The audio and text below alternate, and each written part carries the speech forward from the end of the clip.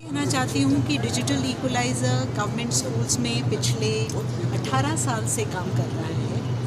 हम डिजिटल का जो ब्रिज कर रहे हैं, एजुकेशनल के जो कमियां हैं बच्चों में, जो उनको रिग्रेशन और वो है उनको, और साथ साथ में डिजिटल का जो गैप है उसके सिलसिले में काम कर रहे हैं। पिछले इतने साल से 35 स्टेट्स में काम कर रहे हैं, तो ये समय एकदम सही है जब हम इस फोरम पे आएँ। और गवर्नमेंट इस क्षेत्र में काफ़ी काम कर रही हैं, बाकी सब ऑर्गेनाइजेशंस भी काम कर रहे हैं, नॉन प्रॉफिट ऑर्गेनाइजेशंस और कॉर्पोरेट सोशल रिस्पॉन्सिबिलिटी के अंतर्गत काफ़ी सारे कॉर्पोरेट एजुकेशन के क्षेत्र में काम कर रहे हैं। तो ये एक ऐसा प्लेटफॉर्म और माध्यम है जहाँ पर हमने क्वालिटी ऑफ एजुकेशन को ध्यान में रखते और एक्सेस टू एजुकेशन पर बातचीत करें, क्योंकि सबके बहुत सारे अच्छे एक्सपीरियंसेस हैं, लर्निंग है, कि उन सब का समन्वय लेकर आगे, जैसे आज नीति आयोग के डायरेक्टर से ने जो बातचीत कही कि अभी रिक्वायरमेंट बहुत बड़ी है, तो हम सब अगर मिलके ये कर सकें और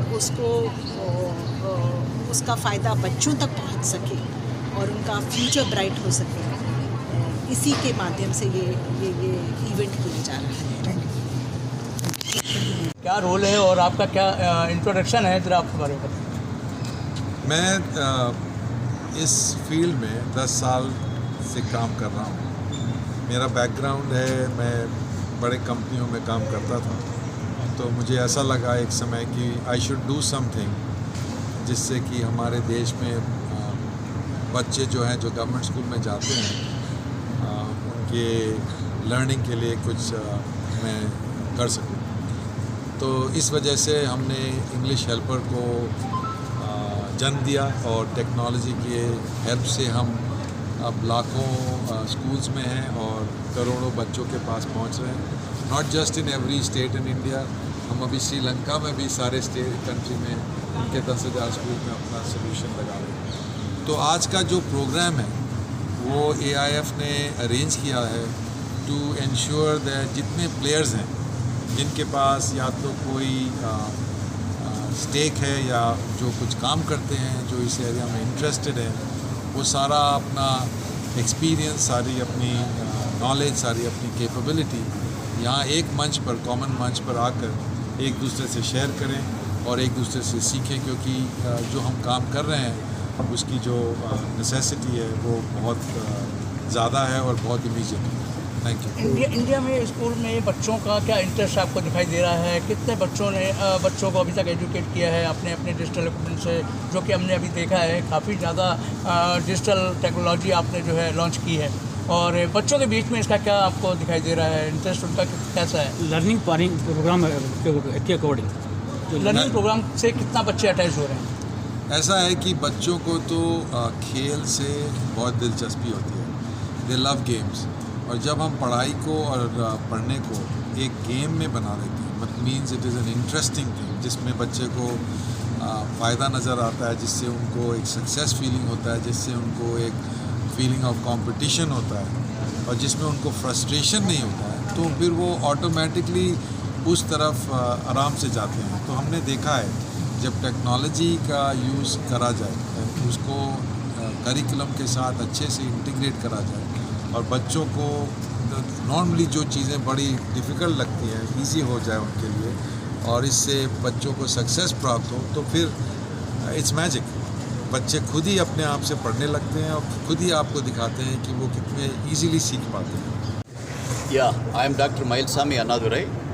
Worked in ISRO Satellite Center for 36 years on the various programs. You know, some of the signature missions like Chandrayaan and Mangalyaan.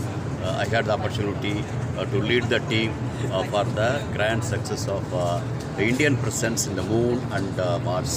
And today, after post-retirement, I am trying to see how my learning, my experience can help for the education field, for the especially the students the STEM education. What do you want to speak about today's seminar about AIF? Yeah, today basically you look at here the AIF into among the three verticals with respect to digital equalizer point of view.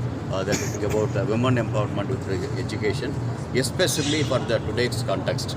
Across the globe, you know that the science, technology, engineering, mathematics, STEM education is the real need for the youngsters to ready, future-ready point of view with respect to employability and as well as their relevance in the future, the changing world. The STEM education is really must, and definitely India, which is having nearly 20% of the world's youth being in India. What message you will give to the viewers about the education in this today's advanced world? Yeah, in this advanced world, what is required is more than the employability for the immediate. Basically, the people should learn how to learn because now even employability, if you take, I think every 5 years, I think the system is keep changing. That means you have to equip yourself to learn how to learn even after employment. That means in the school, more than what you learn, how to learn is more important. And that too while learning, experiential learning is called for, and student-centric learning is called for. And towards that, especially beyond all the things, STEM and even STEAM, that means science, technology, engineering, arts and mathematics. I think that needs to be talked to the people. And while doing it, beyond even government, I think a good amount of corporate activities under the CSR, other things also can help for the masses, because India is having huge number of classrooms, and every classroom having a well-equipped systems and well-trained teachers is going to be a near impossible. So to make that to happen, I think a lot more can be done. The students who have studied and are now well positioned there, and as well as the corporate companies, they can do their societal things. That way, AIF is bringing the things together. The American Indian Foundation is American companies, they are positioned in India. Their CSR activities towards education, how it can be harnessed in a focused way. I think it's really a fantastic job they are doing, and I am happy to be part of their future endeavors. Extensively in Nagaland, and the way digital equalizer has been helping bridge the divide in terms of people with very limited access or no access to digital education has been phenomenal. They've been working with a lot of schools in our state, and I think right from building in the enabling IT infrastructure to building the digital competencies of teachers and students, they've helped us a lot. And we look forward to working with them in the future as well. How you see the difference between the education in the Nagaland or India? So I wouldn't say, there are a lot of common elements, because the central government, as you're aware, education is a concurrent policy, is a subject matter which is in the concurrent list, and a lot of the schemes that the central government is implementing are being implemented in Nagaland as well. There are several state-specific initiatives as well. So right now, there's still a lot of catching up that needs to be done, to be the best when it comes to education in the country. So we also have a World Bank funded project that's currently in place in Nagaland, which aims at which has two broad objectives. One is to improve the school governance, which is one of the problems across the country, not just in Nagaland, but also improve the teaching and learning practices. So with that, we'd be able to bridge the gap between the best of the best in the country and what's currently in vogue in Nagaland. So we're getting there slowly but surely. Thank you. Thank you. नमस्कार, मेरा नाम श्रेया रली है। मैं American India foundation के लिए काम करती हूँ। मैं उनकी डायरेक्टर फॉर कम्युनिकेशंस हूँ। अमेरिकन इंडिया फाउंडेशन आज अपने 23वें साल में पहुँच चुका है। ये 2001 में शुरू हुआ था, जब प्रेसिडेंट क्लिंटन और तब के हमारे प्रधानमंत्री वाजपेयी जी इकट्ठे हुए। 2001 के बुर्ज अर्थक्वेक में क्लिंटन जी ने अप्रोच किया वाजपेयी जी को बोलने के लिए कि हम कैसे आपके देश की मदद कर सकते हैं। तो उस टाइम पे वाजपेयी जी ने बोला कि आप एड देंगे तो वो इमीडिएटली ख़त्म हो जाएगी। आप अमेरिका में बैठा जो डायस्पोरा है, इंडियन लोग हैं जो अपनी मदरलैंड को के लिए कुछ करना चाहते हैं, उसको कुछ देना चाहते हैं, आप उनको मोबिलाइज़ कीजिए। उस तरीके से अमेरिकन इंडिया फाउंडेशन का जन्म हुआ 2001 में, और हम education, livelihood, public health and leadership development के एरियाज़ में काम करते हैं। आज आप जिस इवेंट में आए हैं उसका नाम है डिजिक्विटी। वो हमारे डिजिटल इक्वलाइज़र प्रोग्राम का एनुअल नॉलेज इवेंट है। 2004 में शुरू हुआ था। और आज वो अपने ऑलमोस्ट 20 साल कंप्लीट करने वाला है। वो बच्चों की एजुकेशन पे काम करता है, टेक्नोलॉजी एज पेडागोजी पे काम करता है, टीचर्स को उसमें ट्रेन करता है और स्टेम एक्सपर्ट्स क्रिएट करता है और स्पेशल फोकस देता है गर्ल्स पे, क्योंकि हम जानते हैं कि स्टेम में इक्वल पार्टिसिपेशन होती है स्कूलिंग में लड़का और लड़की की, लेकिन करियर्स में सिर्फ 14% लड़कियां पहुंच पाती हैं। तो उस गैप को कैसे ख़त्म किया जाए, वो इस टेंडर एज में, इस अर्ली लर्निंग के साथ उनको हम 6th ग्रेड से स्टेम शुरू करते हैं ताकि वो इन करियर्स को भी आगे चल के चूज़ करें। आज के कार्यक्रम में क्या क्या देखने को मिलेगा?